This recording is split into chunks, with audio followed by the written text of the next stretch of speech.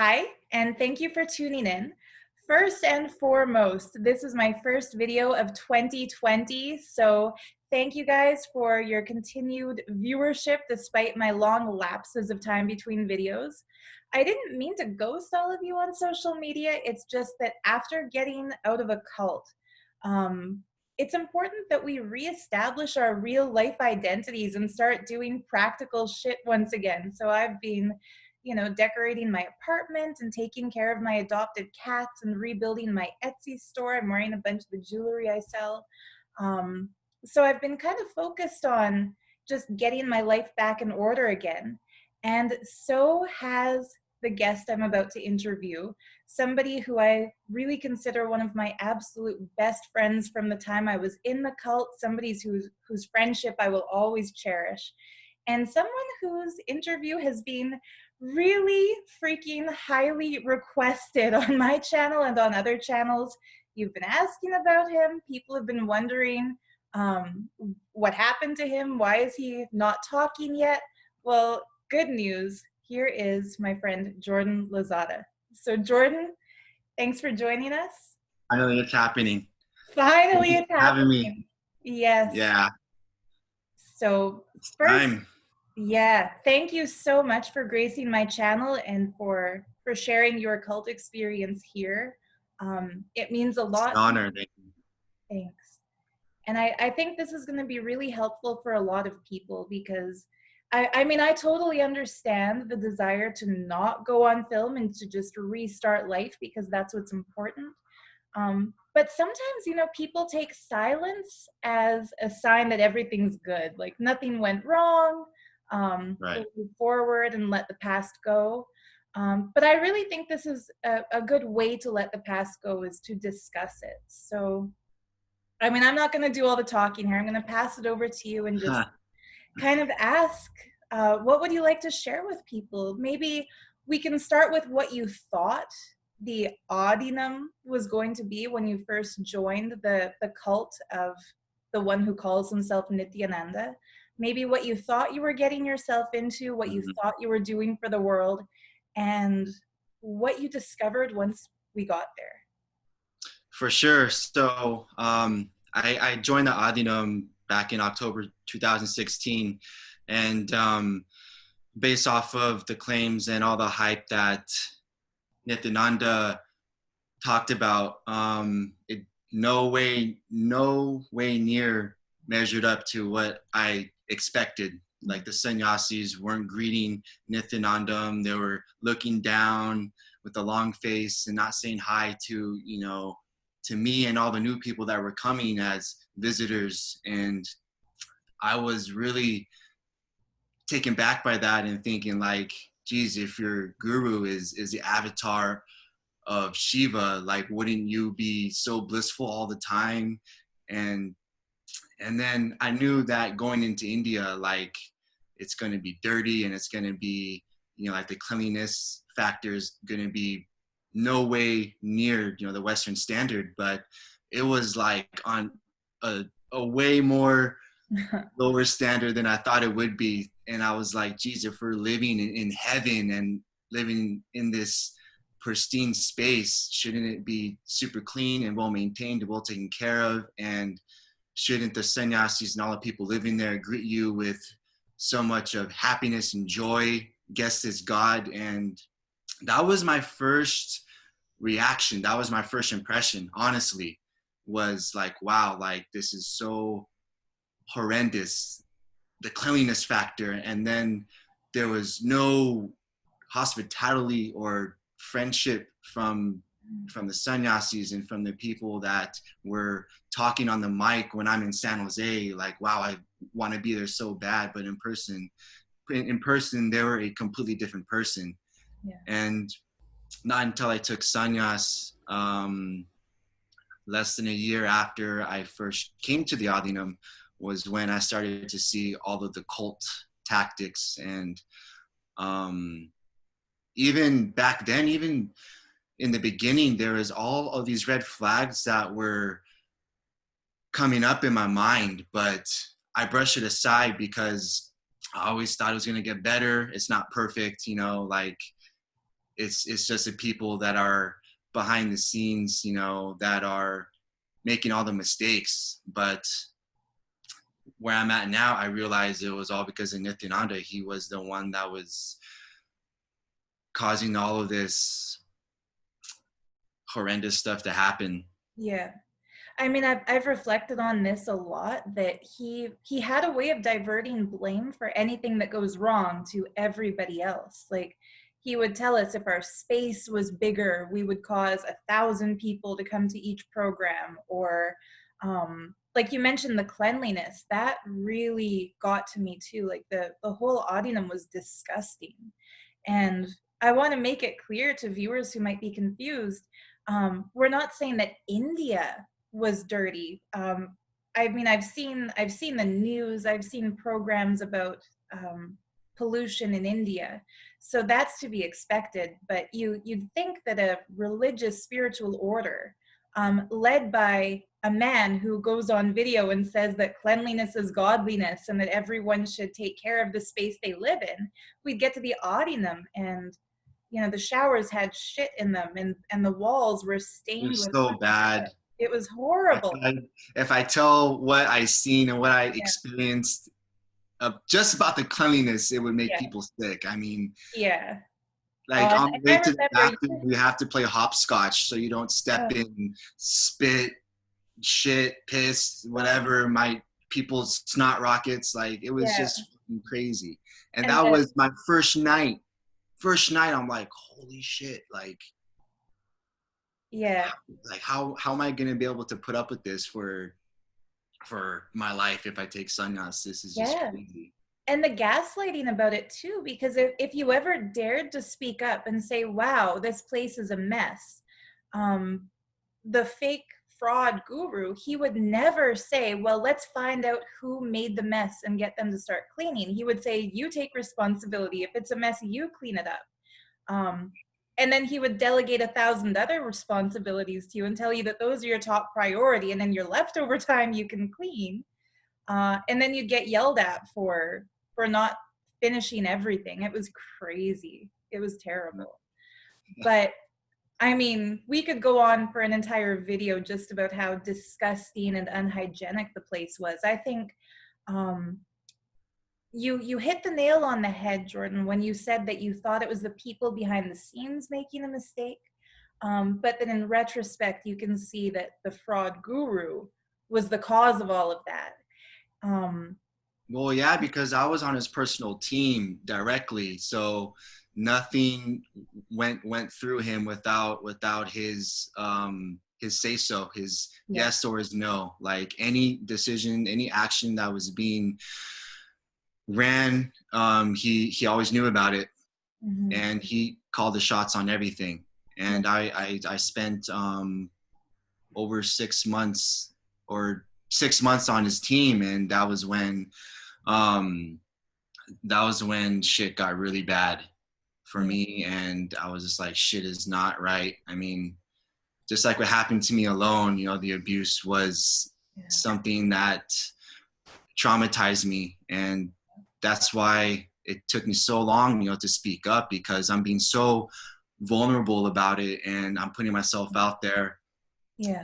And it's like embarrassment about what happened, and it's fear about being attacked. But then I come to the realization that, I mean, I've done so many videos promoting his cult and ciphering money and energy out of people, you know, to come there. And like, the very least I could do is like tell what happened to me in a very vulnerable way, and shed the light on this darkness, you know, over there in India. Well, thank you, because, you know, over the years, we all saw what happened to the brave lady Arti Rao, who was brainwashed in it and abused by him over a number of years. That's true. I mean, him, like what she said, that's absolutely true. Like if you put together everything from like even you and me, who were worshiping him as God and were so brainwashed and diluted and just totally into him, like people that are devoted to him need to take a step back and Yeah. totally see it like outside of themselves and outside their belief system and Yeah. really put everything together. Yeah. And I mean, like the evidence is there, like the proof is in the pudding. Oh, It's right in front of you. I mean, absolutely. And you know, I think that there are many other victims out there. I mean, I've personally spoken to a few in the last maybe 6 months since I came out publicly. And there are other victims who, for their own personal reasons, they're afraid to come forward, or they're unwilling to come forward, or they have yeah, parents who are still leaders in the cult, and so they're afraid of what would happen to them as a family if they come forward. yeah, Um, so I think what you're doing is incredibly brave. You know, it might seem like a little thing to people who aren't in this position to go on camera and say what happened to you, but I mean, the most horrible thing from our past that we would prefer to just never think about ever again. We're coming forward and talking about it so that other people won't fall into that same trap, or so that people who are yeah, in that trap can get out of it. And I yeah. think that's a big thing because, I mean, Aarti Rao, when she spoke about the statutory rape she experienced, if that's the word for it, like the the way he brainwashed her and convinced her that for her spiritual growth, she had to be physical with him. She gets shamed for that. I mean, even this Absurd. idiot blogger who's called the Frank Report published a journal online saying that she obviously wanted it. And I mean, if the same things were said about the actresses who started the Me Too movement with Harvey Weinstein, our society would be held back a lot. Um, and the reason I think a lot of people still get sucked into that cult is that the cult lies about Aarti Rao to its members and claims that she's making it up. She's an anti-Hindu element. She's a criminal element. She's a conspirator. They say that about me. They'll say that about you. They have said that about Already all of have. you. Yeah. Um, Crazy. but just think, in the 10 years after Aarti Rao came out, when we got sucked in, how many other victims stayed silently anonymous because they didn't want what happened to Aarti to happen to them? Exact. I Hmm. mean, that's part of the reason I think it's important we do this. But I mean, without patting ourselves on the back, I'm sorry, I didn't mean to get into a look how great what we're doing is speech. But I felt this is important to say because I've seen people very unfairly push you to this, Jordan, and say, why are you still being quiet? You're part of the problem if you're not speaking up.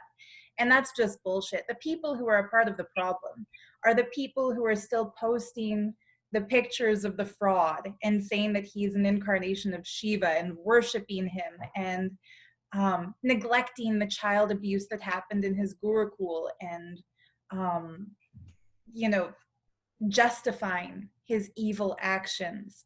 Those are the people who I think should be taken to task. Those who get out of the cult and move on with their lives should be applauded, if anything, or just left alone at the least. Well, I mean, for the record, like this whole wave of, like you speaking out and then the whole mass wake up of what's really going on with Nithyananda, um, it kind of started by me speaking out to a devotee who was like on the fence, like whether to push or pull away from, the cult. And, she really triggered me and I totally just let her have it. Like I told her everything. Very stupidly, I told her over Facebook Messenger, but that's how triggered I was. I wasn't like smart about it at all. And I was like, deep down, I knew it was just like, what's the worst that could happen? Like, seriously, I mean, they completely character assassinated Yeah. me, which ultimately, like if people knew and know who I was as Dhatananda, they would No. never believed that. And I've talked to many devotees and they're like, I know that's not true. Right. So for So the viewers who don't know the backstory, sorry to interrupt, Jordan. that's all good. When Jordan was in his time of leaving, there was another lady considering leaving who reached out to him, and he told her everything that happened to him in the cult. And when she kind of backswung into devotion to the fraud because of the brainwashing that had been implanted, she reported his conversation to the administration. And Jordan was one of the people falsely accused of being part of a drug smuggling ring. It's just Which ridiculous. is just ridiculous. And that false accusation of the five of you, that's why I went forward about the child abuse that the two kids had told me about. Because I thought, well, shit, they're going to start saying this kind of BS about me too. So I better come out with it before that happens, while I've still got a bunch of them as friends so that they see it. But anyhow, maybe now is a good time, Jordan, to share with the public what you told to these other devotees. Like, what happened to you in the cult that you feel people need to know? So what happened to me was, I'll just get right into it. I got called up to Nithyananda's room, and it was just me and him and one other person, but that person left. And that person was actually by himself with Nithyananda too, because I had to go. He told me to go get something, some Oshita, some powder that he made, and I came back, and I was probably gone for like 20 minutes. So I don't know what happened with them two, Yeah. but I'm sure the same thing, if not more, happened. The same thing would happen with me. So then he leaves, and I'm just there with him, and I'm on his bed. And actually what happened to me, I was also in the room with the other person, and started off pressing his feet, pressing his hands, and then gradually worked all the way up to a full body massage, with oil, massage oil and everything. And he's being very lovey-dovey and saying like how much we're integrated and how much we're devoted and how much we are in love with him and how much he's in love with us, and soulmate, you're my life partner or something like that. Just, he used to always say that, like, you are my soulmate, you are my beloved. That's what he was saying. And like really coming on in like a flirty manner. Mm-hmm. And he called me up because I was a part of a character assassinating attempt on Jedial. Was my dear friend. I tried reaching out to him many times, and he is still very paranoid and afraid that the cult is going to lash attacks on him, black magic or physical. Mm-hmm. So he's like steered completely away. But I had the privilege of talking to him when I first got back in May. And he told, like, it was on video chat. Mm-hmm. He told me everything, like what happened. I mean, he got framed for trying to rape my yoga swami, which is complete false. And I talked with a few devotees who were very close with me at the time when I was there, and they know it's complete false. Wow. And I was a part of, the story, and I had to post on Facebook completely like bashing him so bad. Mm-hmm. Which now I regret doing that. And so I got praised for it by Nithyananda, by what I was doing with him was sexual acts with him. Yeah. And I was on his bed. He worked me up. It happened super gradual, but it led to me masturbating him. It led to me doing that, and it was going on, and he put my hand there pretty much. Like, I didn't want to do it. I felt very uncomfortable doing it, and I was even uncomfortable with me being asked or demanded to get on his bed. Mm-hmm. Like, it was like 5 years in, so much of indoctrination, so much of like conditioning done by the guru.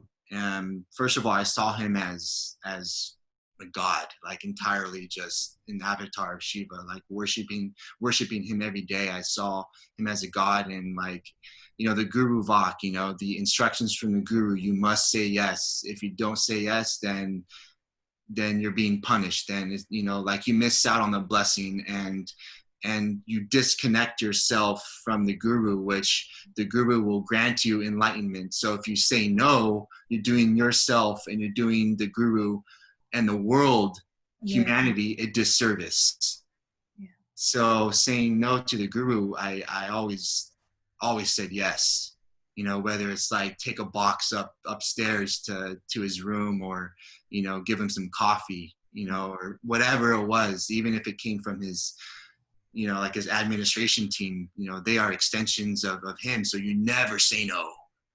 Yeah. And before the sexual act, like I was doing like crazy stuff, like crazy labor shit that literally, I have a herniated disc, by the way. Oh my God. Yeah, I have a fucking herniated disc, and I think it's because all of the crazy manual labor shit. Yeah. So, And I mean, for people who don't know that, I remember there was a time, because my bedroom was in this place called Anandapuri, which was Nithyananda's residential building, where he had his closest admin team, and all the girls he was molesting all stayed in that same building. So I remember one night at like 3 a.m. or 4 a.m. when I finished my work, I was going to go up to my room, and Jordan, you were there with, you know, 3 or 4 other guys who were at that time. By the way, a lot of us call him Poops instead of Nithyananda now, because he doesn't okay, deserve poops. a sacred name. So if I That's a accidentally slip and good name. refer to somebody as Poops, I mean the fraud Poop. guru who calls himself Nithyananda. But I remember I was going to go back to my room, and the 5 of you guys who were Poops's inner circle, Yeah, what he called what was it? The the SM? Rudras, Yeah, SM team. yeah. He had all kinds of All kinds of names. terms The to talk boys us up. club. Yeah. Yeah. You guys were there, like hauling rocks at like 3 or 4 in the morning because he wanted to start some new construction in one of the sabas. And at that time, there was a celebration going on. I think we were just finishing his Gianty celebration. So this main tent was Oh, filled with, his fake birthday. yeah, his fake birthday, because Birthday his on the real 1st of birthday is January. in That March. was right. His real He birthday has is, like four. He has like 4 different birth dates. yeah. I don't know which one's real. April, September, Jan. The Which, 1st of January. That's a good one. yeah, that was a good fake one to make it seem like people celebrating New Year's or celebrating his happening on Of the course, planet. an incarnation would descend on planet Earth on the 1st of January, right? Right? Yeah. But I remember you guys were there and you looked exhausted. Like one of the guys on your team was literally lying on the ground, like on the dirt, on the rock, like stone ground, just zonked out, like fast asleep. It And was the to rest break us. It was to break our would mentality. It was break to you. completely make Yeah, us subdue to him. Completely right? break us, like take away all the logical rationing, take away everything, and just like break us down. That's definitely a cult tactic there to make Yeah. us I more. mean, Like, neuroscientists say that the most damaging thing that can be done to the human brain is sleep deprivation, and all of us were sleep deprived. But when you mentioned having a herniated disc, I'm so sorry to hear about that. Like at your age and with your level of fitness, that should never be an issue. I got physically injured a couple of times, like Yeah. severe, like even still to this day, my back, because of like he put together the Rudra team, which we had to work out like 3 hour, like 2 sessions, like 2 to 3 hours each, like 3:30 in the fucking morning. Yeah. And then the second one was like the pole yoga, like at 8 p.m. till 9, and it's like you could survive on 2 hours of sleep and like lack of protein. Yeah. And I got injured like twice, and many people were getting injured. Yeah. Not only me. It was like, what kind of love, like what kind of like care did you really have? I mean, like I pulled my groin too severely, and I couldn't work out for 3 months. And Jeez. there was no like physical therapy. There was no care. No. It's just like, oh, just chant the Mahavakya and Yeah. fucking power manifest your way through it. And in fact, they would blame you and say you're not devoted enough, or you're And not. I'm a 10-year athlete. Like I played football half my life. I trained people, and I was getting trained by like some of like the best coaches in my town. Mm-hmm. And like I know how to work out. I know how much the body can push, and I know how much sleep, how much like nutrients you need. And we're like nowhere near getting the amount of nutrients. And White rice and runny sambar. it was just rice all day, every day. It was just like there's like no protein. There's no like quinoa, like bring us some like at least plant-based full, plant-based like grains or food that has all like the content for, to build protein, and that wasn't even provided. No. So we're sleep deprived, malnourished, and I went through the sexual trauma of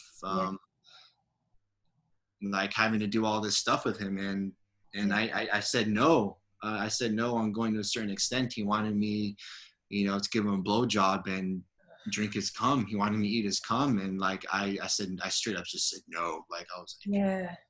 And no, I think it's fascinating that, like, you had gone into explaining guruvak, which is this gaslighting term they would use to make us 100% obedient and compliant to his will. They would tell us that anything the guru asks you to do is for your good, and that he's desireless, he is just this pure universal space. And so if he asks you to do anything, or if he gives you an instruction, it's not for him, it's for you. And yet, at a certain level, even in spite of that conditioning, and he was also pushing his bisexual agenda at that point too. And I want to clarify, because people have questioned me on this when I've mentioned it in the past. I have nothing against people who are bisexual. If people are experimental and they want to sleep with men and women, good, go for it. Congratulations. I'm pro LGBTQ. I think self-expression is great. But he tried to strip us of our sexual autonomy. He told us that everyone has to be bisexual for enlightenment. And I know in my case personally, he wanted me to have a threesome with him and another woman.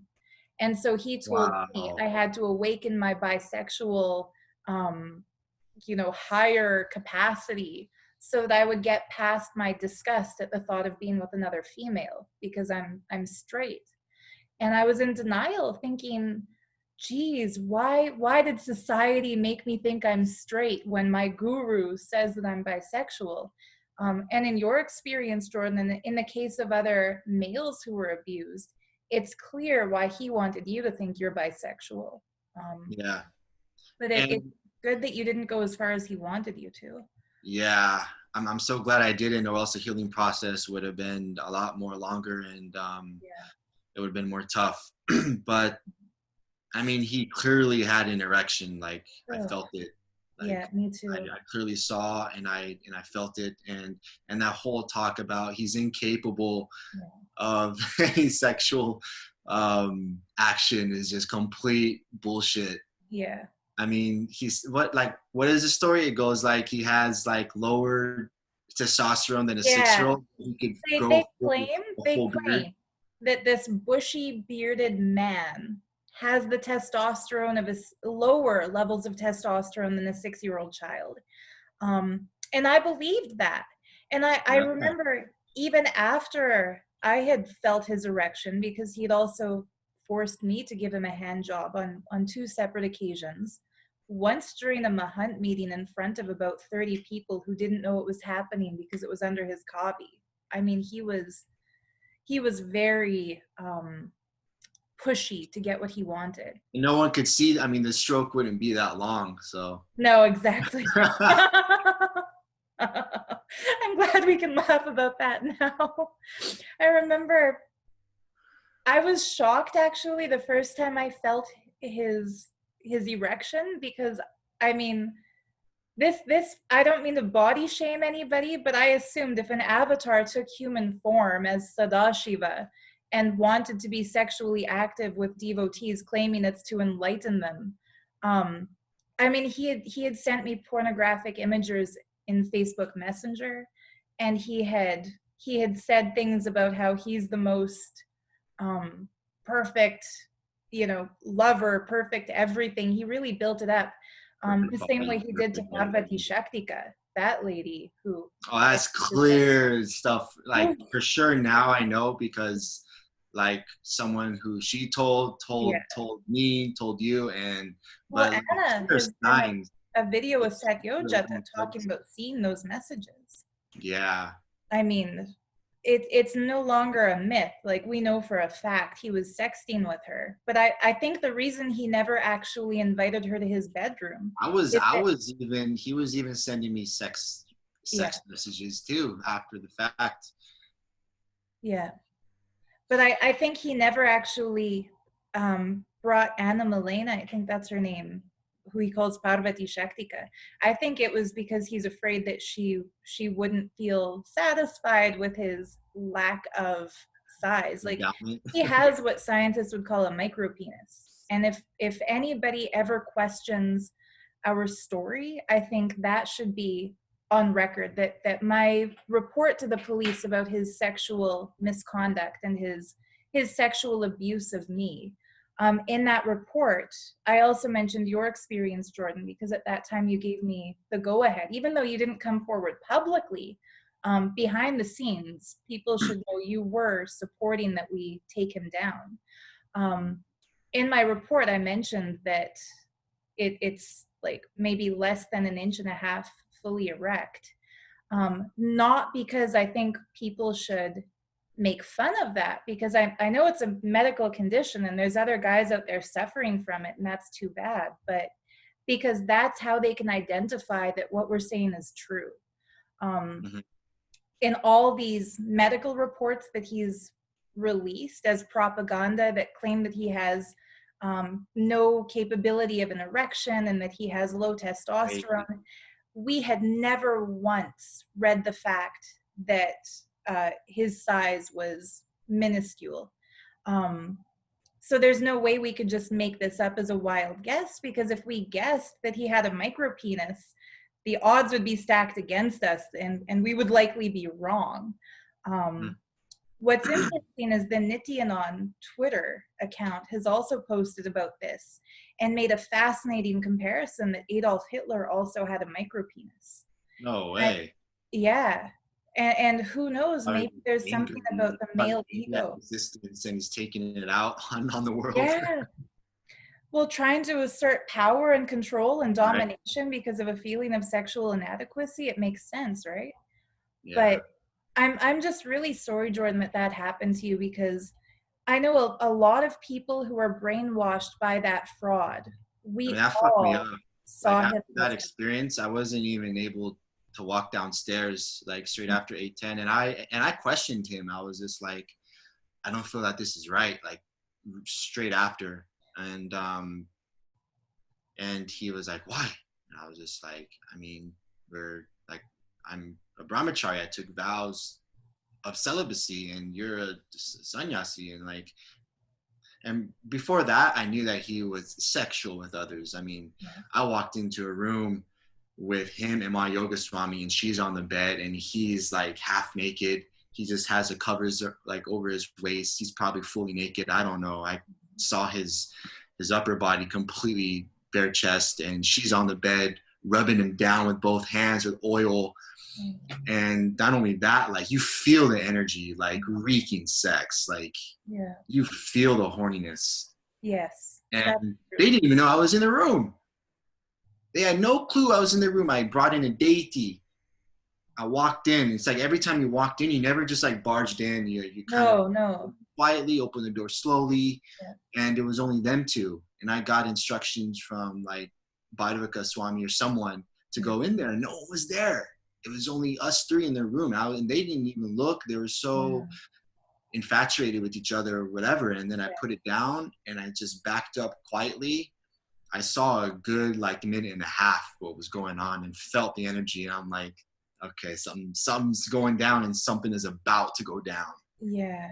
And I walked out of there and closed the door behind me. I'm like, okay, like somebody's about to get it in. Like, That's weird. And that was before the experience you had where you were. That was before the experience that happened with me, and just with all of the girls on his team, like holding hands with 16, 17-year-old girls. I'm like, okay, I mean, I wasn't born yesterday. No.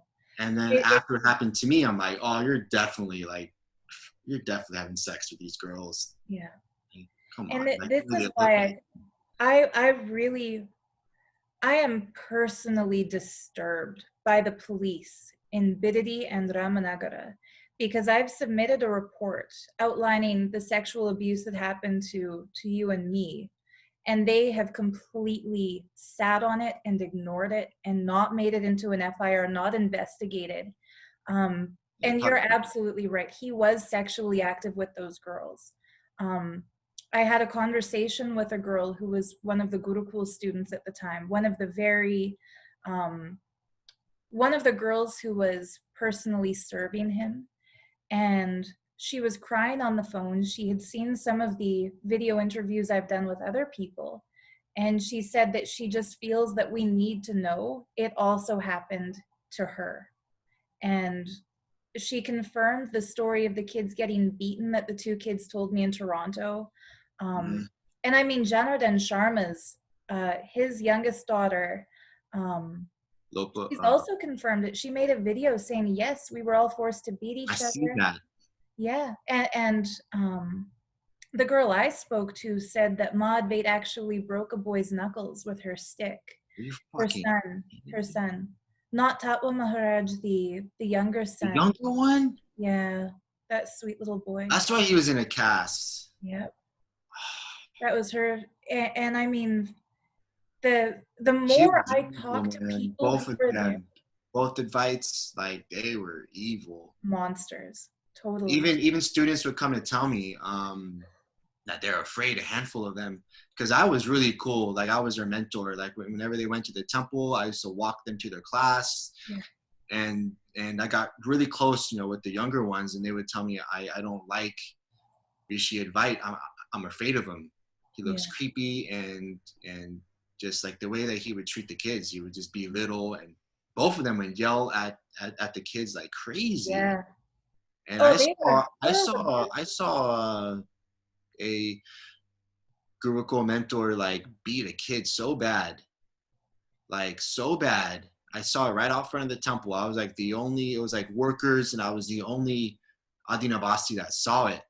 Like the older one, that could actually do something about it, but I let it go. And I regret that I did. Yeah. Fuck. But I mean, do you remember who that mentor was, Jordan? Just like some Tamil Nadu guy, like, I mean, just hitting him in the face, like close fist, and had a stick and was beating him in the legs, just for being a kid, like running around and, like jumping off of rocks and benches, being a fucking kid. Yeah. And like, that's what I noticed was like Pranapriya and Achula Devil, would like stop the kids from like recess time, like playing tag. Like, dude, these are kids. Like, they want to be kids and have fun and play with each other. And like the first 5 minutes of them like laughing and running around, they would like you can't do this, just going off.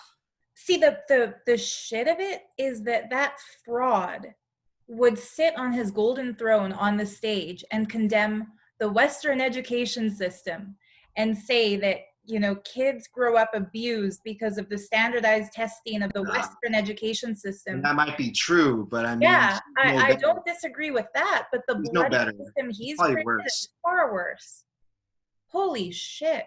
Yeah. I mean, this is news even to me. I don't think you've told me about that before. No, I actually forgot about it. It was because I was in the vision department, so I was in charge of like the audio setup, everything like that. So I would be at the temple for so long in the morning because I had to make sure, like the mics were up and going. And after everything was good, I would just go walk around outside and just have one foot inside the temple and then one foot out, just to make sure if they need me. And I saw this kid just get beat. He had a black eye. He had 2 black eyes for like a week after that. And he was fucked up. Like his state was, he was so quiet. He was just broken down. Yeah. And I felt so bad. And I was like, fuck, why didn't I do anything? Like, it's really hard to look back at things that were red flags that we didn't recognize because of the brainwashing, or situations like that where you should have done something, but it was bad. Like you weren't Jordan back then. You were Shri Nithya Dhatananda Maharaj. You were an obedient, compliant, brainwashed. Just like, I mean, people question me about how I used to bitch people out online for calling him a fraud for the things I'm doing now. I would swear at people or curse people in the name of Kali, who is definitely not a fan of Nithyananda, because we believed he was Shiva because of the amount of systematic abuse that we personally experienced in the Over brain. and over again, like once or twice, that would have been cool, you know, like we're human, it happens. But that was a culture Yes. in the cult, like mental yelling, just excruciating, like pain that would hit your heart. Like, how can you Yeah. talk to me like that? Yeah. Like, I where's mean, the compassion? Like, where's like yeah. the benevolent compassion? It's like there's a way to get through to someone without doing that. Yeah. And then the abuse, like I seen Pranapriya beat kids too, man. Like workers, and Anapriya, not yeah, for Shri. right in front, Shri, The guy, then he should be in prison with his wife. Because like right in front of me, and I shrunk up, and I didn't do anything about it because like fuck, I was frozen, and he beat a minor like fuck to bits. and And he's a big guy. For people who he was don't an Olympian or something. He was doing like the pole vaulting or some Olympic know, sport, and he was working out with us too, yeah. you know. And he's Like big alone. this isn't a scrawny little dude hitting a kid. Like He's a Sri monster. Pranapriya, Huge. he would be intimidating. He's a big guy. That's sad. And Yeah, because and he was your team lead, he was considered in charge of all the male bodies, I as you mean refer to. he's getting instructions for to do these beatings. Yes, exactly. So you can't question somebody there. Um, Multiple accounts. Like we had to wake up at 3:30 in the morning to work out. yeah, And kids, like little kids, minors that didn't want to get up, that wanted to sleep, yeah. get their full healthy 7-8 hours, he would go upstairs, and from downstairs I'm hearing these thuds and crying and whacks. I'm just like Oh my God. fuck. It's and really then crazy. and then that was like my tipping point was when I was in the same room with Sri Pranapriya, and a Gurukul student, and he beat this kid right in front of me in the corner. And that was like a huge reason why I fucking left the way I did. Wow. See, and here's another thing that is that if this is the shit they did in front of you, what the fuck was going on behind the scenes? Because, I mean, Jordan, you are the first person I'm interviewing who was also in the fraud's inner circle. I mean, I've interviewed people who were program participants who witnessed stuff going on, you know, in the main campus.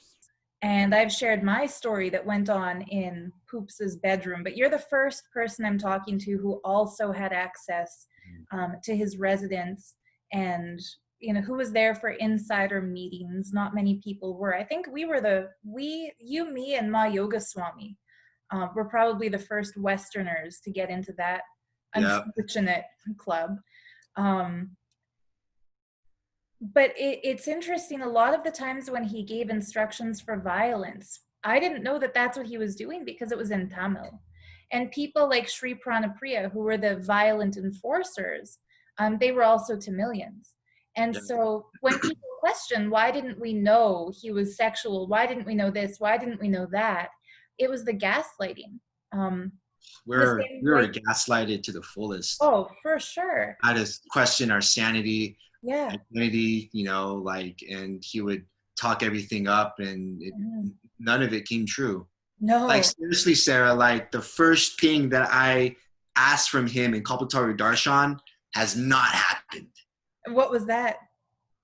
I wanted to be super, like, I mean, it's happened to an extent because like I made it happen, but I mean, like, but not what's talked up, like it'll happen instantly, like right now you'll wake up and you'll be cured, and your reality will manifest overnight. I'm still dealing with social anxiety, which I asked him to clear away. I'm still dealing with stuttering and speech impediment, which I asked him to clear away. I want to go on stage. I want to do all these things and speak and teach, and it's like I'm still fucking scared about doing that. Yeah. That was the first thing. That's why it was like, I want this gone. I've been suffering with this my whole life. That's the reason why I turned to him in the very beginning of 2013. I see him in 2015 in person. I wrote all that shit down, like, clear this. Even when I was there as a brahmachari, like, so much integrity and so much devotion, I was still going through that. And I would question that all the time in the back of my mind, like, it's not cured. And I'm like, it's because he has no fucking power. It's all hype. Of course. It's all hype. It's all talk. And I mean, he had us convinced that these silly little choker necklaces with his picture on them would save our lives if we're ever in a dangerous situation. And then just recently, 3 of the closest devotees, the people who were still advocating for him and worshiping him and believing in him, even after so many of us have come forward and told our stories of abuse, were in a deadly car accident. Oh my God. There was a man named Satish Selvakumar who, I mean, the fraud couldn't have asked for a more loyal servant than that man. He did everything the fraud told him to do. And he died in an accident in Nepal. And the fraud hasn't even mentioned it in satsang. He hasn't given a call for prayers. He hasn't done a puja for him. If he were a genuine guru, it's terrible. So mad. And any hardcore disciple devotee, like, you hearing this and it doesn't like get under your skin, right? Like, you guys are chanting for hours to cure coronavirus, which is absolute bullshit. But you can't chant for hours for your fellow devotee who left the body from a car. Or Ma Sadashiva Priya. I've heard she's in critical condition in that same hospital in Nepal, and she was the head of the Rudra Kanya team, the female sex slave team serving his every woman fancy. She has put a man in prison to serve her guru through false accusations. If he can't even save her, what power does he have? I mean, it's silly. Whatever black magic he's laced into those kantamalas to make people obedient, like that's what if it has any power at all, it's not helpful to the people who wear it. It would be highly harmful. It's enslavement. I mean, like, you're completely shutting down your crown chakra, and you're just giving your whole soul, like, what it is. It's soul enslavement. Yeah. Entirely soul enslavement. And that's why, like, I look back, because I analyze, like, the 8 months I've been back here in the States. I've just been, like, analyzing so much about what happened to me and healing, and seeing, like, and questioning, why the fuck didn't shit not get done? Like, yeah. And it's because of, we were not fully in our power and not supported to do anything. And it's like he was sucking the life out of us. So of course we're not going to get anything done to the way that you want it. No. Well, dude, I remember there was a day, I think I was pressing his feet at the time, and he called you and Jadile, and he gave you his drum machine. And he told you guys, like, go write kirtans and bhajans, and tomorrow morning before satsang, have live music, and it should be to, like, Bollywood film standards. Like, I was so mad. He was mad. Yeah, he was mad. He was mad that in 2 hours, 2 sleep-deprived, overworked, abused young men weren't capable of putting on a Bollywood-style musical production for him. Like, don't even make that music. I have no idea how to even start making, like, Bollywood-type music. How could you have? I mean, he told me to start a television station. The first instruction he gave me when I joined back in 2015 was to develop Hinduism now. And I mean, if anybody out there who sees Hinduism now, it is Nithyananda cult. It's like what Watchtower is to the Jehovah's Witnesses. That's what Hinduism now is to the Nithyananda cult. He wanted us to rip off Hinduism Today, which is a beautiful Shaivite production that comes out of Hawaii, like a true monastic Institute. I'm gonna go there. Yeah, that's cool. Yeah. No, I really Amy like what Academy. they do. I think their publications are beautiful. The Um, Agamas, yeah, they published the Agamas. Like they are reviving the Agamas. they are doing the job that If the you see fraud the claims to Kauai monastery, it is so beautiful, and the abuse that I went, I even have this like thing in the back of my mind, like I'm careful. be. Yeah. I will never go to any guru. No, I would say check it out, but don't join.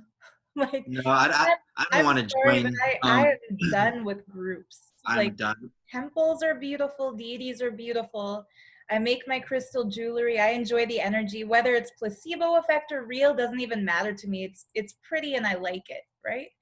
Um, and I think that the moment somebody gets pulled into a group that tells them how to dress, how to live, what to believe, who Worship to be me. friends with, If yeah, it's worship me, that's a worship, clear sign. Do yeah. not go to that. Trust what I say, not what you feel and think. Yeah, Like the that's crazy a person thing you is don't like believe. the biggest red flag is I read Living Enlightenment, The Science of Living Enlightenment, Bhagavad Gita Demystified, Bliss Bites, watched every single freaking satsang before I even stepped foot in India. And then I go there, and then in the internal meetings and in the conversations amongst Adinavasis and everything like that was completely going against what I read in his books Yeah, and what I learned in his songs. The yeah, complete opposite. Like he yeah, says, question everything, even my teachings. yeah. And then they go, don't even question him. And I'm like, dude, Shit, you no. teach this. Yeah, You teach this, and this is how I lived. And you're saying always apply seeking, always apply seeking. yeah, And to the devotees that are watching, you aren't even applying your seeking, or else you would have woken up a fucking long time ago. yeah, Seek, like question your Swamiji and spiritually seek within yourself about if this is the really pure thing that you could do for yourself, yeah, staying within this organization. yeah. Like if he's an avatar of Shiva, if he's a Puna avatar, Hanuman is not even a Puna avatar yet. He can lift a mountain with his pinky. Right, right. Your Swamiji can't even get out of a 10-year-long trial court case. He had to flee India. Right? And that's a Leela? He's, A real Leela is lifting a mountain. yeah, That's a Leela. yeah. A In Leela is not induction to Murti case, prolonging a right? court case No, and having your devotees die in car accidents. That's not a divine Leela. no. I don't Yeah, understand. Alila, he used to talk about I Dakshinamurti. don't understand. He Remember would you said, say I like, don't understand. no, he said with Dakshinamurti, the rishis of his time had become corrupt and evil, and they were using their Shiva given power to take advantage of people. And so Dakshinamurti came down as an avatar to set things straight and to re-empower the people again, and to take it away from these corrupt the corrupt caste that was abusing his rituals. And they threw weapons at him. They threw snakes at him, and he turned them into his ornaments. And they threw an elephant. Yeah. That elephant became his shelter. And they threw fire, and he held it in his hand. That's a Shiva Leela. Yeah. Fucking around with your disciples and telling each one individually that they're Parvati, they're his beloved, they're his soulmate, they're his gopikas. That's a sex offender, not an avatar. Pedophile. That's a pedophile. He's a pedophile. Yeah. He is a pedophile. And I mean, the girl who told me about the sexual abuse that she had experienced, she was 17 years old when it happened. And she so knew a girl mad. as young as 15 who was experiencing the same thing. And a girl who was 16, she saw a 16-year-old's chat messenger when that 16-year-old had left her cell phone on the table. The girl I spoke to checked her phone. God. And there was a Facebook Messenger chat group in her phone that included the fraud who calls himself Nithyananda and Ma Pranapriya and the 16-year-old. And their name for that Facebook Messenger chat group was the Suck and Fuck Club. Shut up. In that messenger group, so Ma Pranapriya knew it existed. That makes her guilty not only of kidnapping, but also of child pornography. because the underage girl was sending nude photos to the fraud Nithyananda in that messenger chat, and another kid saw it. And Oh my God. I mean, that girl, In some of, go ahead. That's horrible. she's of legal age now, but this happened when she was 16. And anybody who That I can says name her. that of her free will, she is following Nithyananda, anybody who says it's not kidnapping because she's an adult, it's kidnapping because she was groomed for sexual abuse. And that little wink is because anybody following the story knows exactly who I'm talking about. I'm not naming any names, but you know who I'm talking about. She was in a group called the Suck and Fuck Club, And with and Pranapriya. That's crazy. I know, like I knew Ma Pranapriya for a very long time. Like she was one of the first. Like I met her at Kumbh Mela where I met you.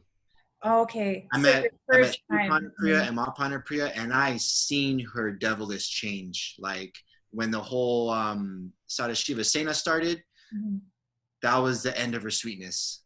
That was the end of it. And then I left for a month right after sannyas to come to California. And I got back a month later and she was not the same. And I saw how she became more dark and her sweetness left, and she has no fucking heart. Right. No heart. I mean, in my interview with Marion said the same thing. She said that Ma Pranapriya, back when she went by the name She's Nithya, proud of her dark heart. Yeah. She used to be friendly. I remember when I started the social media team under the fraud's instruction, that's when she started Sadashiva Sena that you've mentioned. So we were both team leads at the same time.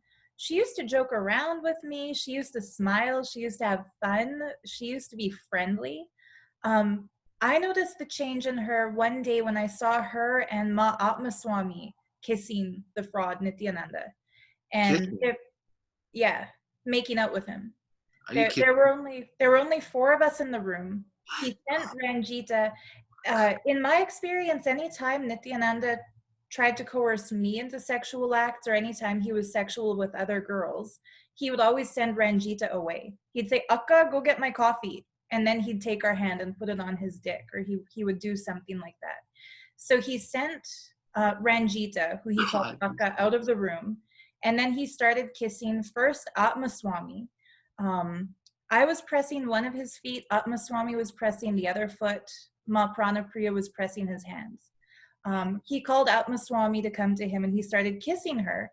And I was still pressing his foot and kind of like looking and wondering if I could trust my eyes. Like, am I really seeing this? And then he kind of pushed Atmaswamy away with one hand and pulled Ma Pranapriya in, and then he started kissing her too while still stroking Atmaswamy's head. So they were like starting what looked like some kind of a threesome. And I'm sure he would have pulled me in and started the same thing with me, except Ranjita came back with his coffee. He's not smart because, I mean, think about the risk of STDs. Right? I mean, ugh.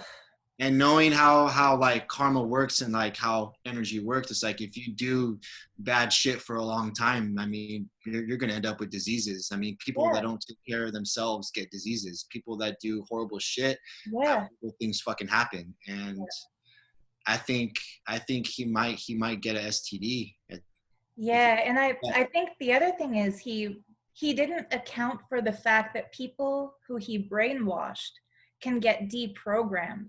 And that when they get deprogrammed, they will talk about the sick shit he did to them, just like we're doing now. Has to come out. It has to. And I like a volcano, like the earth has to release. Yep. And I think the step you're taking today, Jordan, it might start a ripple effect, because I mean, those people who were abused when they were kids, they so have sad.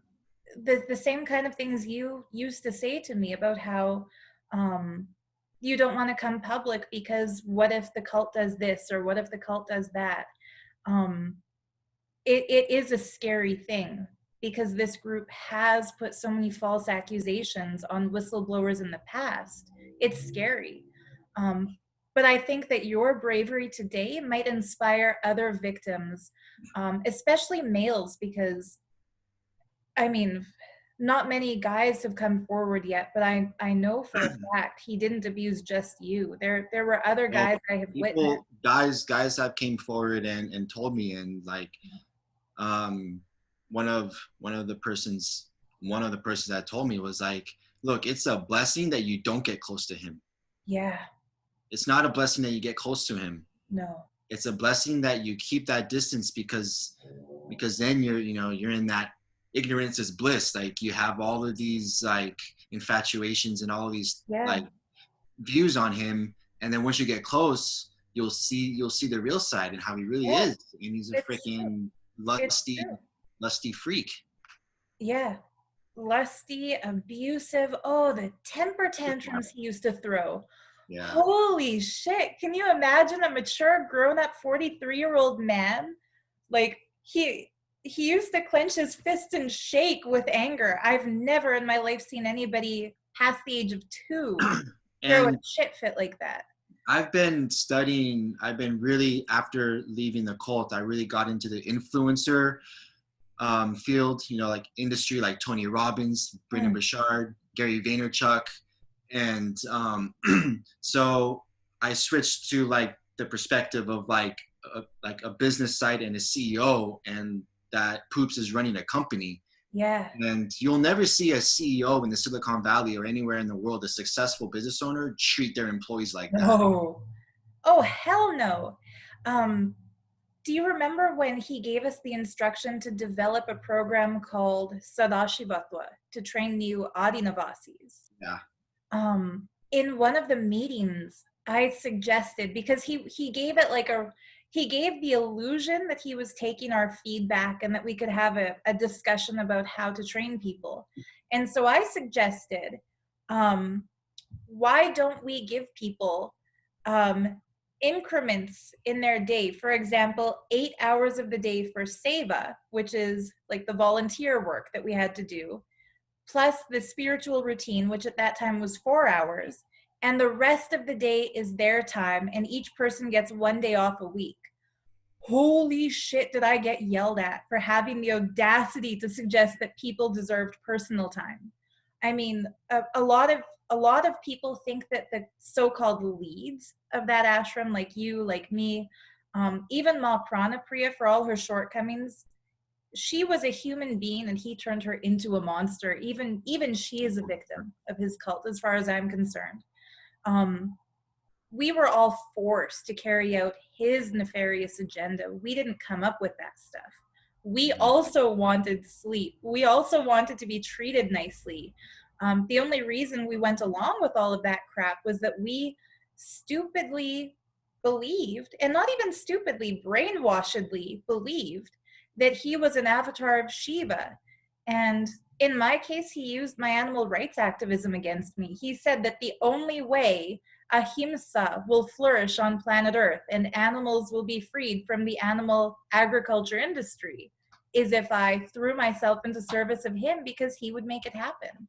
And so it's like he'd find the things that people are passionate about and then control them with that by saying, well, do you really care about animals? Do you really want the world to go vegan? Then worship me, And he's not doing anything for the world. He's not doing any philanthropy. No. I mean, his devotees are dying. Yeah. I mean, look at him. He's not even allowed in India. Right. Like, the moment he goes back, crazy. He'll be arrested because his bail was lifted, which means he should be in the custody of the court where he's standing a rape trial. He's on the run. He's a criminal on the run. And after I got back, I mean, I got wind on what was really happening over there in Ecuador, and the whole United Nations story is a complete false. Yeah. It's a lie. It's to pacify us and to keep his devotees there. Yeah. More dreams and more hype about what the future is going to be. Kailasha, heaven on earth, manifesting spiritual powers, versus just opening the gateway of darkness to come in. Yeah. That's really what it is.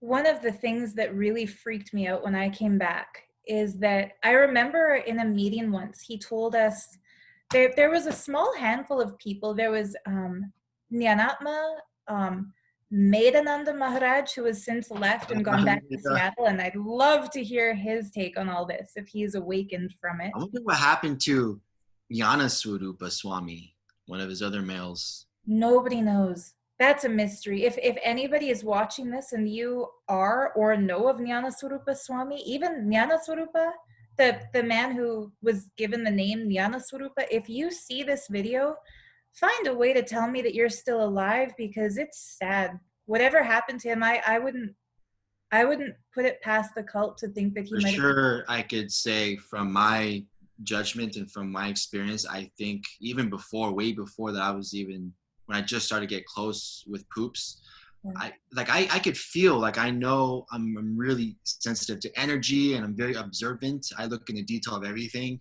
Yeah. Like, I think he was sexual with him. Yeah. For sure. Oh, definitely. For sure. Because he was on the SM team, and He's definitely sexual. Anybody on the SM team who goes into his bedroom, who spends time alone with him, who he makes googly eyes at from the stage, that person is either in a sexual relationship with him or he's grooming that individual. I've had really, obnoxious, rude viewers send me messages about this. Somebody recently sent me an abusive, like, harassing message saying, why should we really believe that he raped you and he didn't rape his other beautiful female devotees? And it's kind of like, yeah, well, he didn't. First and foremost, he didn't rape me, because when he asked me to have a threesome with him and to pick another woman, I said no, and he lost interest and sent me out of Anandapuri to sleep in the dorms because he was so disgusted by the fact that I said no to that. Mm-hmm. If I had been brainwashed enough to just blindly do anything, even stuff that I was disgusted by, I would be like Aarti Rao. I would be another rape victim. Just because he didn't have,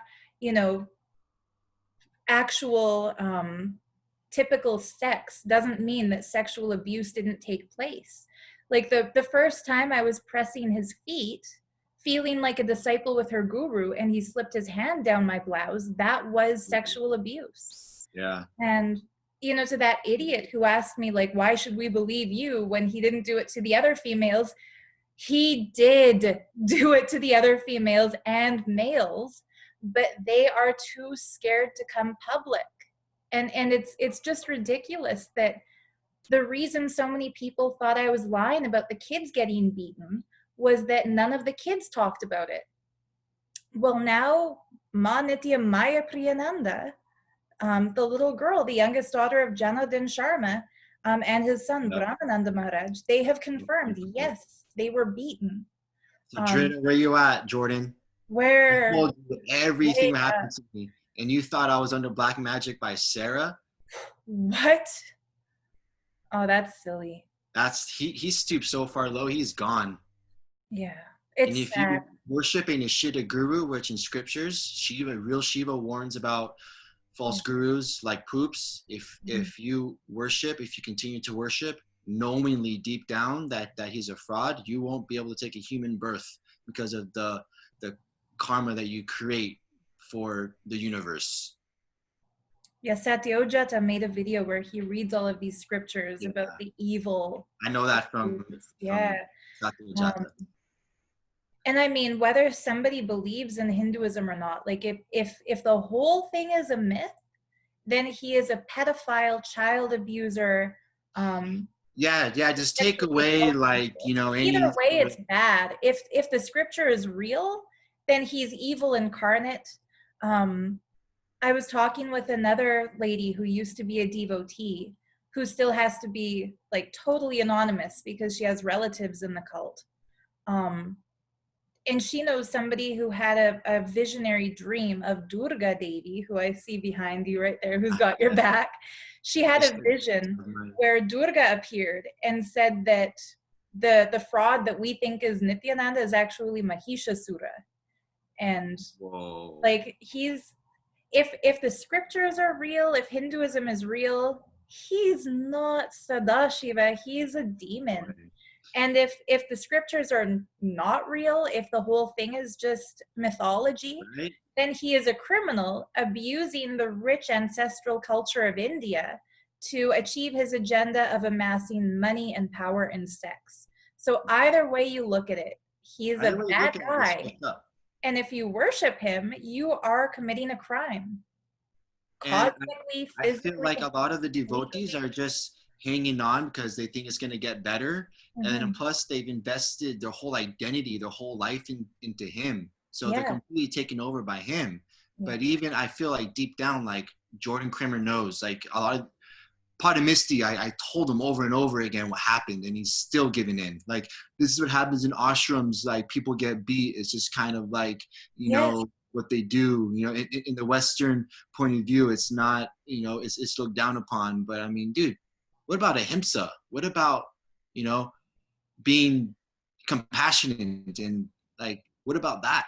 How come Beatings is not put in his books, in his satsangs and teachings? Exactly. Why isn't that It told makes to you on sense. day one when you sign up to become an Adinavasi? If somebody sits you down and says, so here's how it's going to be. We're going to sleep deprive you. You're going to be overworked. If you don't recruit 100 people to pay 10 grand each for a shit program that they're going to regret attending, you're going to be sexually molested, but you have to pretend you like it because the person sexually molesting you, we worship him as God. And oh, by the way, we beat kids if they don't obey us.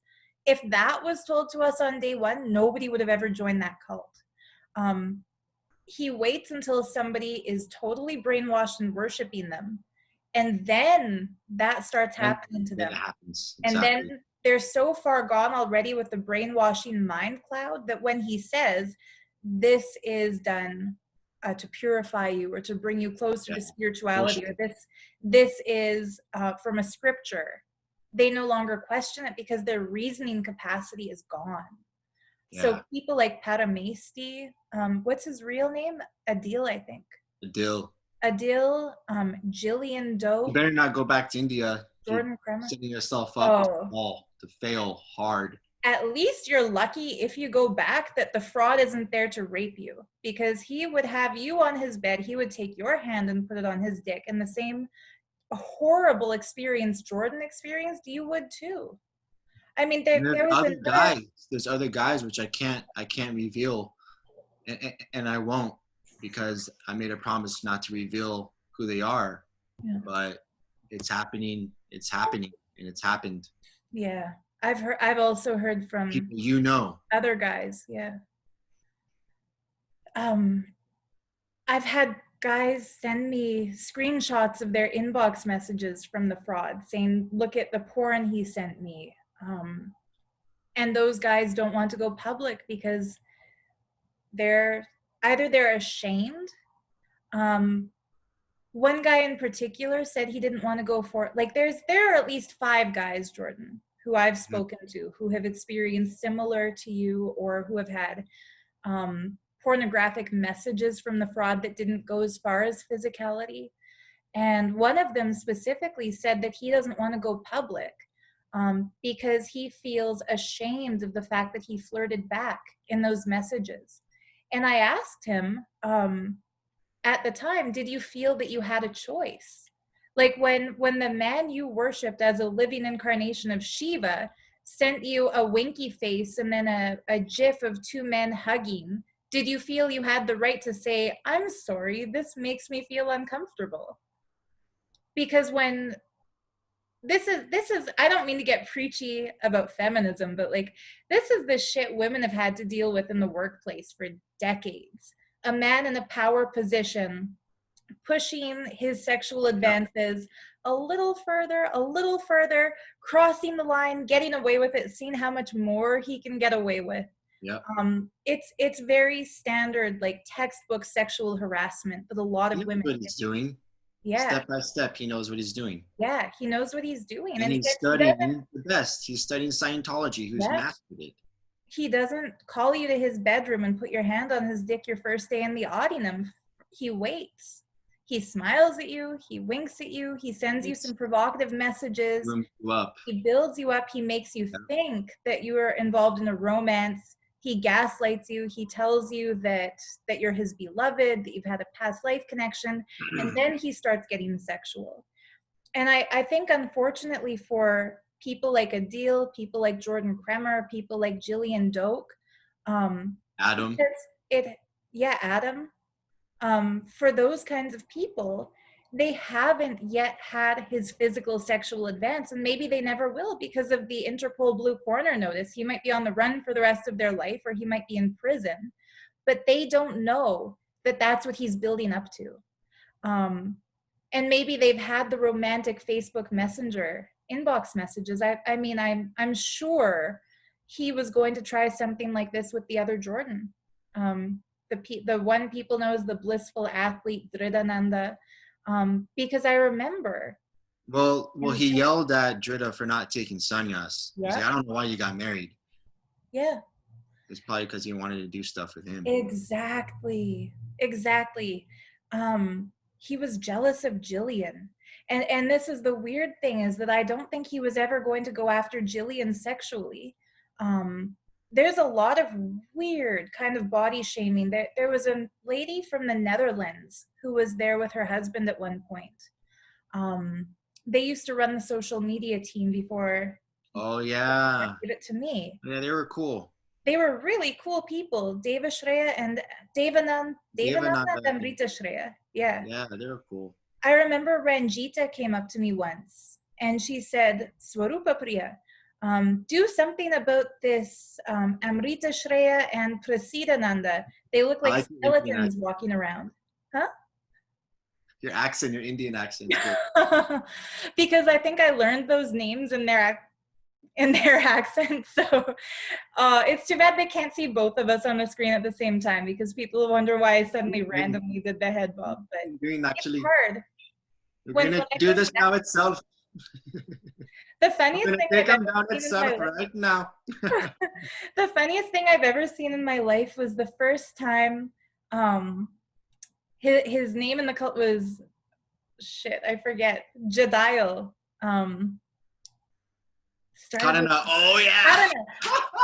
I remember Karana said, like, Swarupa Priya, please teach me how to do the head bob. I can't do it. He's going like this. And I told him it's not moving your head back and forth. You have to just shake your head. And he was doing this, and then I missed that. You have to make noise, Jordan, or people can't see you. He was like this? And I said, no, more from the chin, because I'm trying to show him like this. And he's like, oh. He was great. He was hilarious. I really miss him, man. Like, I did too. He was funny. He had good so stories. Real too. He was so real. He would tell it how it is. Like, yeah. Didn't he send you a message saying, like, you'll always be my brother, but I have to tell you that you're in a cult? I tried. Yeah. I tried over and over again. Just like last week or something, I sent him a message and a video. Yeah, like a video message of me. Wow. And I can understand why he's scared. So a little behind the scenes, I was the head of a team called the social media team.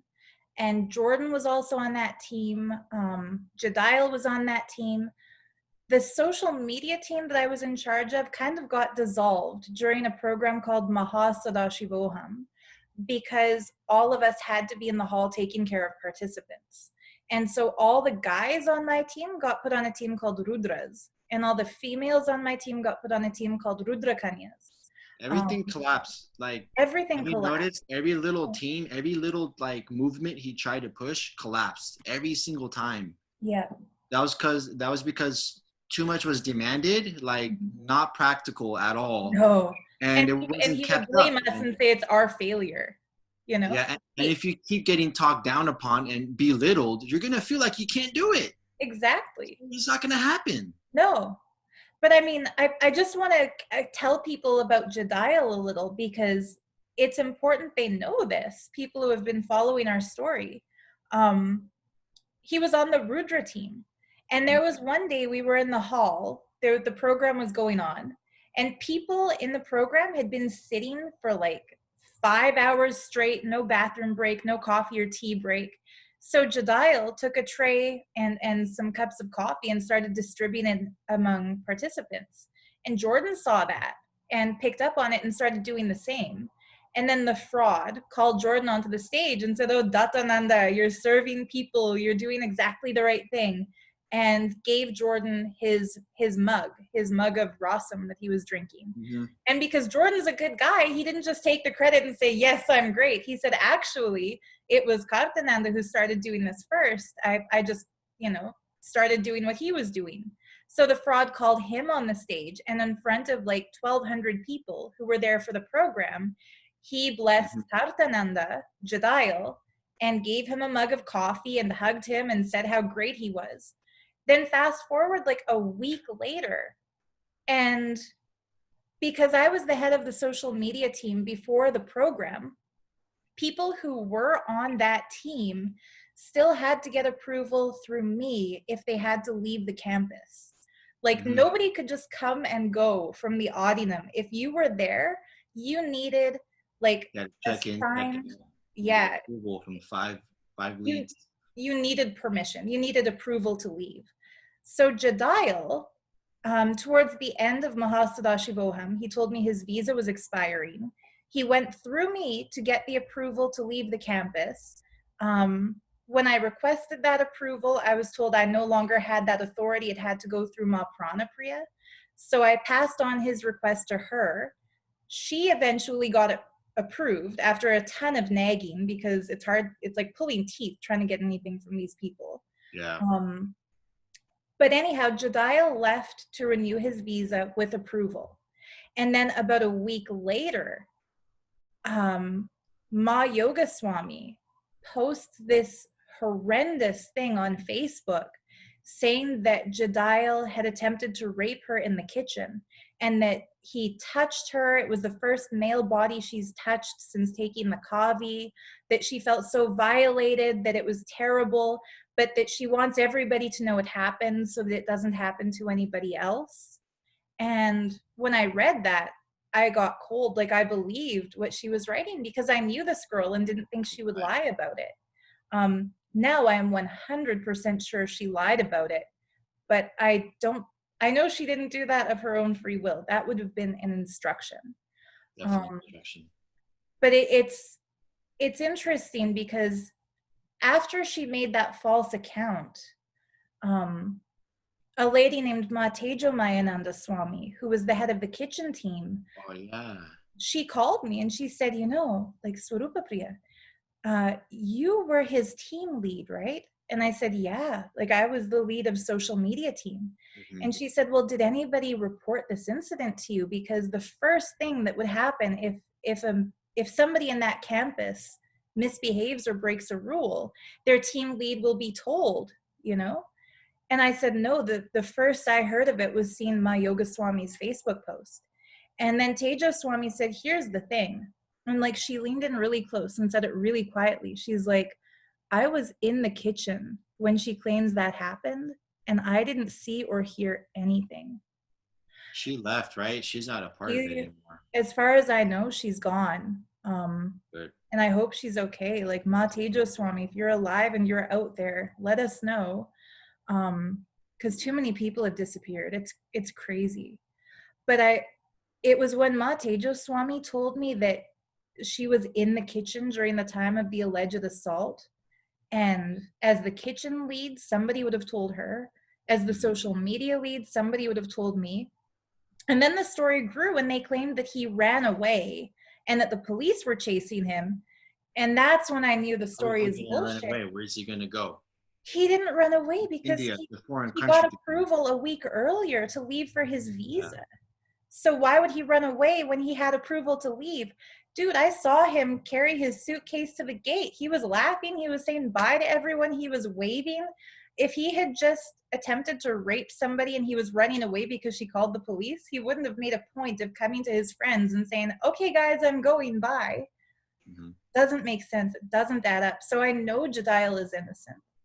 And I think people like Vanessa Pena, Ma Yoga Swami, as people know her, she might feel cornered right now. She might feel scared. She might feel like she can't leave even if she wants to because of the levels of brainwashing used on her. Because of the intimate romantic relationship she was roped into with the fraud. and because of things like the false accusation of rape. But I think that, like, the legal term undue influence, when somebody does something fucked up because they're brainwashed and their imposed leader tells them that they have to, he is the criminal, not her. And I love Vanessa. You know, Ma Yoga He was Swami, cool. she is one of the sweetest people I've ever met. Even when the fraud would push all of us to yell at each other and to be verbally abusive to each other, you could tell she cares for people. She has a heart. Yeah, she has a heart. And I mean, she was one of the few people that had a heart. yeah. Everyone there didn't have a heart. No care. They only wanted attention and to get talked up by poops. There's absolutely no heart.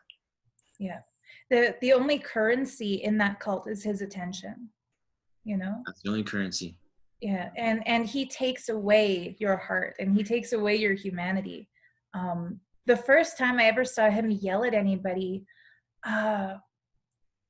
what's the name of the guy who used to always sit in the tech pit and then he requested to move to Sacred Arts because his mom was in Sacred Arts? Glasses. Yeah. Priyamaya. Priyamaya, thank you.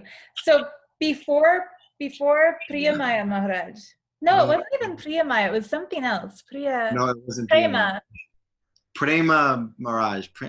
Prema. Oh. It's so funny how I just forget all of their names now. It was a Prem. Premaya. Premaya. Yeah. There was a previous Premaya who was Premaya Swami. And fuck, I'll never forget this. In 2015, when I first went to take Kavi, I wasn't even in Kavi yet for the first time. I was fresh from like the May 2015 IA, and I was so like googly-eyed for the fraud, like thinking that he's Shiva himself in form. He was so sweet to me in those days. Like, that was before he ever called me a third-rate bloody dog or told me I should just die. Back in those days, like, he was still building me up.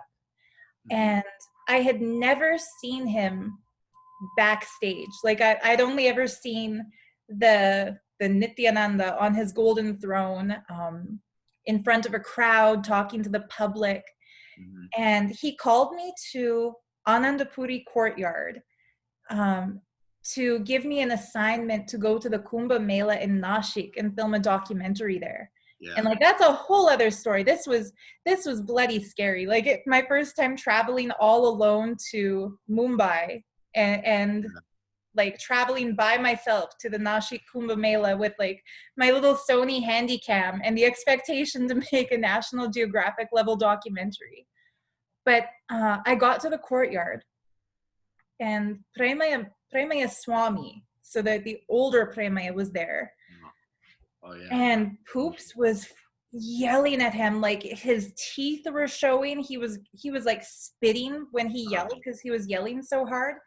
And like, I froze at the back of the courtyard and wanted to run away because I just couldn't, I couldn't reconcile that the avatar I worshipped was losing his temper. Like, if his body is the universe in form, if he's the microcosm of the macrocosm, doesn't he know that there's fucking spit flying out of his mouth that he yells at this poor guy who's like trembling and folding his hands at his feet? And then Poop saw me there, and like, before I was in Kavi the first time, he still called me the first name he gave me, which was Sudevi. And he was like, Sudevi, Sudevi. Like, his whole face went from like, how he's yelling at this poor guy, to like, oh, like he just flipped to this romantic-y vibe. And he called me forward and he took my hand and he started hugging me. And he says, dear, are you wondering why I was just yelling at him like that? And I was like, yeah. And he was like, I gave him the instruction to make the NTV news, to post the NTV news every day. And yesterday he didn't do it and nobody reported to me that it wasn't done. And I was like, inside, it's like my world was collapsing because I was thinking like, well, shit. he's telling me to go make a National Geographic level documentary by myself with no budget and no team and just my Sony Handycam, the place I've never been before. If this is how he yells at people who can't do what he instructs them to do, whew, like what's going to happen to me at the end of this?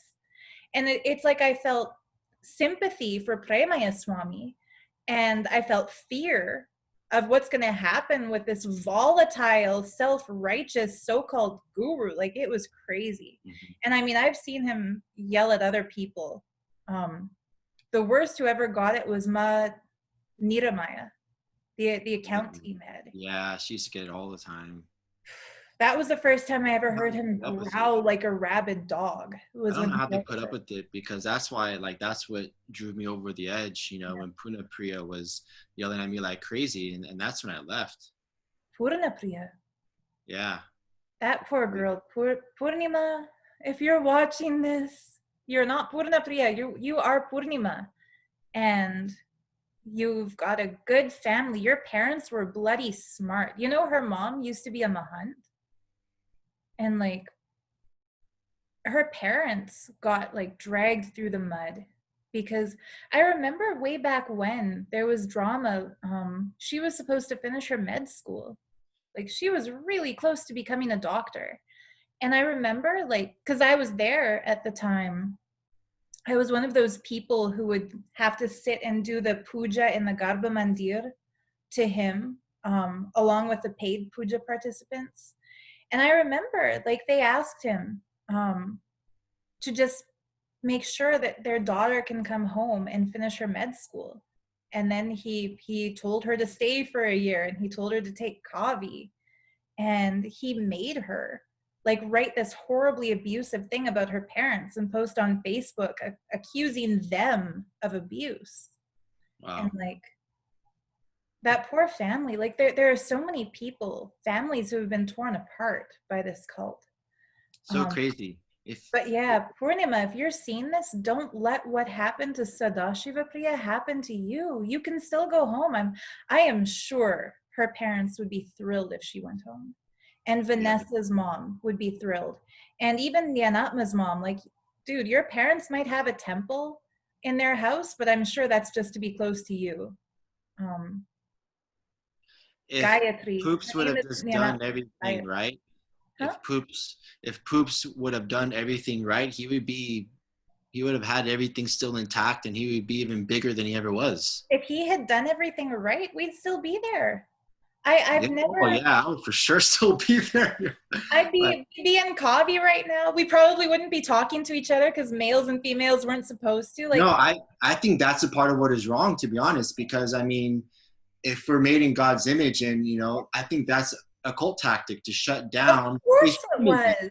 Not able to talk. Yeah. And like, sex is natural, and I think if it's done in a very conscious way, it's great. And like, absolutely. To be stripped of our natural human elements, like speaking to one another, we're social. Yeah. You know, to be stripped of sleep and like proper nutrition and social interaction. And natural urges, then you are being controlled. You are giving yourself to be a slave. So a long time earlier in our talk, I started to mention when he first created the social media team and gave it to me, and when he first created Sadashiva Sena and put Ma Pranapriya as the lead for it. When he had that meeting asking us for ideas, like, how should we train newcomers? And I said, like, how about 8-hour shifts? And when people are on shift, they report to their team lead, they're given their assignment, they do their work, and then the rest of the day and night they have for, you know, washing their laundry or maintaining their living space, which we never got to do. I remember he said, give them work 24/7. Crazy. And I said, Google employees don't even do that. And I know Google employees, and it's an amazing culture. It's an amazing community on like time off and like amazing food, amazing everything. I've heard Google is the best place to work because they run it like a camp. And My old boss, Birgit, in Vancouver, I used to work at this really cool store called Dragon Space. And the Mm. lady who was the manager when I worked there, her husband ran the IT team for some company. I don't remember which one anymore. But I remember she was telling me at work one day, like they've got one room that like all the walls are covered in the green Lego mats. Like, you know, they're the big green pieces. Mm-hmm. She was like, yeah, there's a room of nothing but Lego. And when employees need time to just relax, they can go in there and just build stuff for fun. Could you Yeah. imagine what would have happened to us if somebody caught us like drawing a picture, doodling, or playing with Lego? Like, damn. But I I, don't I just understand. want Like he said that I made enough money to feed you for generations. Like all you guys have to do is sit and you'll be well taken care of. Yet we're doing 24/7 causing, to, making yeah. cold calls, which we weren't even properly trained. And then And, yeah. on top of that, oh wait, I'm forgetting my train of thought. Oh, okay. So we were a traditional Hindu monastery. We Yeah. weren't learning Sanskrit. Like I'm watching this yoga documentary on Gaia. Yeah. I'm watching this yoga documentary on Gaia. Within 1 hour, I learned more about yoga than I learned in 3 years over there. Holy. Like as a I'm not traditional surprised. Hindu monastery, how come you weren't learning Sanskrit? How No. come you weren't learning how to be like proper priests? Yeah. How come we weren't learning how to be brahmacharis, which we weren't? We weren't learning how to transcend the sexual energy. We weren't No. learning how to do these things. We're only told to do Yeah. 24/7 making money for him. And that's the bait and switch, Monastery. because in 2015 when I first joined, he put me and Meda Maharaj in charge of this program to train newcomers. We were still newcomers, but he made us the trainers for newcomers, and he told us to create a curriculum where they'll learn Sanskrit and they'll learn stuff. So there was a teacher brought in from Varanasi who was a pundit. Yeah, he was cool. I think you knew that guy. Yeah, you traveled with him once. So there was a time briefly when we were learning Sanskrit. Sumit. Huh? Sumit. His name is Sumit. Sumit, yes. Yes. Yeah, and he was a good teacher. We were learning Sanskrit, but that didn't last more than like a month. And then he was never replaced when he left. Yeah. So he would pay lip service to the tradition and start things and not finish them. And so he could say, well, technically he had you no all integrity. had a Sanskrit lesson, but we didn't. Not properly. No, but I remember he told us, training Sadashivatwa people, they should be 24/7 occupied. They should always have something to do. At least 8 hours of their day should be physical, exhausting manual labor. And his exact words were, if you keep them constantly working, they won't have time to think. And if they don't have time to think, they won't have time to question. And I hated that. Shot himself in the foot. Yeah. If you remember, like when I had the social media team, I remember you used to like doing Devi Puja at the Monastery. And I used to say, like, go take as much time as you want for your extra pujas. And if people wanted to take naps, I would tell them, like, go to the dorm and sleep if you have to. And it's funny, I think the reason I used to get in trouble so much was I used to give my team members more flexibility than other leads did, because I felt like nobody is going to be inspiring in their videos or have fun here in the lifestyle that they chose if they're driven like slaves. And I couldn't understand why Ma Pranapriya, she bitched me out once. They used to call it completion sessions, but really it's just bitching somebody out. And she told me, like, how she would say, Swamiji's vision is for people to be busy 24/7 so their evil mind can't come back. And when I left after finding out the kids were all beaten, I watched a documentary about cults, and I read this amazing ebook called Mind Control Manual, and I'll put the link for it because I said I wanted to mention that everyone should read that. Everyone who's been in the culture. There's that 56 item checklist to how to identify a sociopath / psychopath. Yeah. Oops, checks out every single item. I know. Yeah, he's got 100%. He is a sociopath psychopath. And the scariest thing was that is what happened. I saw a documentary about Jonestown, like Jim Jones's cult that led in a massacre. I think 800 people were killed. who were his Wow. followers. Yeah. And his exact words to his leaders in his cult was, keep people working 24/7 so their mind can't come back. Mm-hmm. And their diets kept getting restricted, their dress code kept getting refined. He changed his mind on the drop of a dime. Like, he constantly, everything Jim Jones did, Nithyananda does. So if he ever actually Groups is starts an island, I think he's capable of getting a boat, like the Scientology leader did when he started Sea Org. He's capable of just sailing out to international waters where Interpol doesn't have jurisdiction, like where nobody can ever arrest him. If he ever starts like the poops version of Sea Org or something, don't go, because it's not going to end well. That's I my mean, I think his devotees in time, they'll realize, because like his false claims, they just won't manifest. Like the UN, you know, like giving him asylum, that's not real. And all these powers, they're not going to manifest. Like his enlightened civilization is not going to happen. no. And people like his devotees and followers are just going to be hanging on the edge of their seat for years to come. But if you look at his satsangs in the past, like all of his claims, like cows and monkeys talking Tamil and Sanskrit, that's never happened. The All of Golden his claims are Temple not going was to never happen. built. The library was never built. The Vedic hospital he claimed he was going to have. It's 2020. Where are those 10,000 sannyasis? The yatra from South India all the way to Right? Varanasi, that was supposed He to happen said, this year. he said it's going to happen in 2020. The last Kumbh Mela, he wasn't even there. He didn't get the invite. In fact, he wasn't allowed to go, and nobody mentioned that within his cult. So, Jordan, I know you've got to go to work today, but thank you so much for opening up. It's been a pleasure talking to you again. Likewise. And thanks for taking the brave step forward. Is there any That's last good. message you might have to people, maybe those who are still in the cult, those who are on the fence, just people in general who wonder what's up with you? If you really know me and Sarah, you would definitely know that what we're saying is true. You've known me for years, and I was the most sincere devotee, very, very heart-based, that really just put in my all. And yeah, I'm talking about myself, but I know who I am, and I know what I did, and this is based off what people also told me. Yeah. And I was very sincere, as thinking what I was doing was, you know, like the brahmacharya effort from what I knew. Yeah. And you know I'm not lying. And I told some people in private, and you accepted the fact that it was true. Yeah. And what really helped me was the you know, what you sent me, Sarah, you know, the handbook, you know, the cult handbook.